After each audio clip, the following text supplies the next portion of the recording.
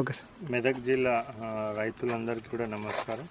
So ఈసారి మరి ఈ ప్యాడీ ప్రొక్యూర్మెంట్ సెంటర్లు మొత్తం అంతా కూడా మన జిల్లా వ్యాప్తంగా సుమారుగా 498 ప్యాడీ ప్రొక్యూర్మెంట్ సెంటర్స్, మరి ప్యాక్ సెంటర్స్లతో కలుపుకొని, ఐకేపీ సెంటర్స్తో కలుపుకొని, ఇతర సెంటర్స్ అన్నీ కలుపుకొని టోటల్ జిల్లా వ్యాప్తం కూడా 498 సెంటర్స్ మనం ప్రపోజ్ చేయడం జరిగింది.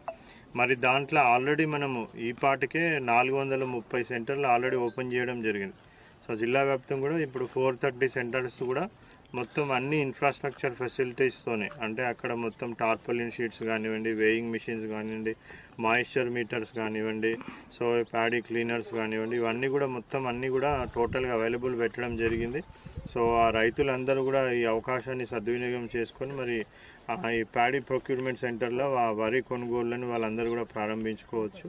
సో అదేవిధంగా ఈ 430 సెంటర్స్ మనం ఆల్రెడీ, అంటే ఇంకా మనకి ప్యాడీ రాకముందే అన్ని సెంటర్స్లలో కూడా మనం ముందు జాగ్రత్తగా ఓపెన్ చేయడం జరిగింది. ఇప్పటి వరకు మనకున్న సమాచారం ప్రకారం ఈ 430 సెంటర్స్ ఏవైతే మనం ఓపెన్ చేసినామో ఓన్లీ ఒక 10 సెంటర్లలో మాత్రమే ప్యాడీ మనకు సెంటర్కి రావడం జరిగింది.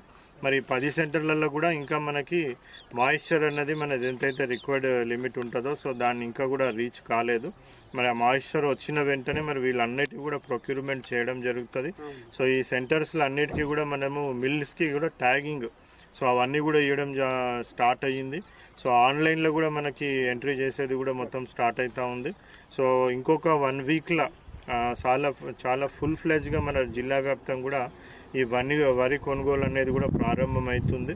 సో మన ఎక్స్పెక్టేషన్ ఏంటంటే దివాళీ తర్వాత పెద్ద ఎత్తున మనకి వస్తుందని కూడా మనం ఎక్స్పెక్ట్ చేస్తూ ఉన్నాం. మరి దివాళీ కంటే ముందే కూడా మనం అన్ని సెంటర్లు ఈ 498 కూడా ఆ ప్యాడీ వచ్చినా రాకపోయినా అన్నీ కూడా మనం ఓపెన్ చేసుకొని రైతులకు ఫెసిలిటీ అంతా కూడా అవైలబుల్ పెట్టాలనేసి కూడా మనం ప్లాన్ చేయడం జరిగింది. అదేవిధంగా మనకి హమాలీలు లాస్ట్ టైం కొద్దిగా ప్రాబ్లం అయింది. సో ఆ ప్రాబ్లం ఈసారి కాకుండా ముందు జాగ్రత్తగానే ముందే ఎక్కడెక్కడి నుంచి అయితే మనం టీమ్స్ని పిలిపిస్తూ ఉన్నామో సో ఈ హమాలీలు బీహార్ నుంచి కానివ్వండి, యూపీ నుంచి కానివ్వండి, ముందే వాళ్ళతో మాట్లాడుకొని ముందే వాళ్ళతో కన్సర్న్డ్ సెంటర్స్ అంతా కూడా ఒప్పందం చేసుకోవడం జరిగింది. లోకల్గా మనకి అవైలబుల్ ఉన్న హమాలీలను కూడా వాళ్ళతో కూడా మాట్లాడి ఆల్టర్నేట్గా కూడా బీహార్ ఎలక్షన్ని దృష్టిలో పెట్టుకొని కూడా ఆల్టర్నేట్ అరేంజ్మెంట్స్ కూడా చేసుకోవాలనేసి కూడా అన్ని సెంటర్ ఇన్ఛార్జీలకు కూడా చెప్పడం జరిగింది. వాళ్ళు ఆల్టర్నేట్ అరేంజ్మెంట్స్ కూడా చేసుకుంటూ ఉన్నారు.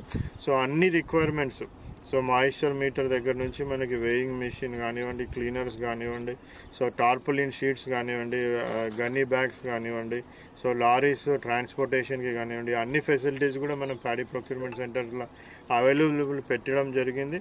మరి అగ్రికల్చర్ డిపార్ట్మెంట్కి, అదేవిధంగా సివిల్ సప్లైస్ డిపార్ట్మెంట్కి అందరు కూడా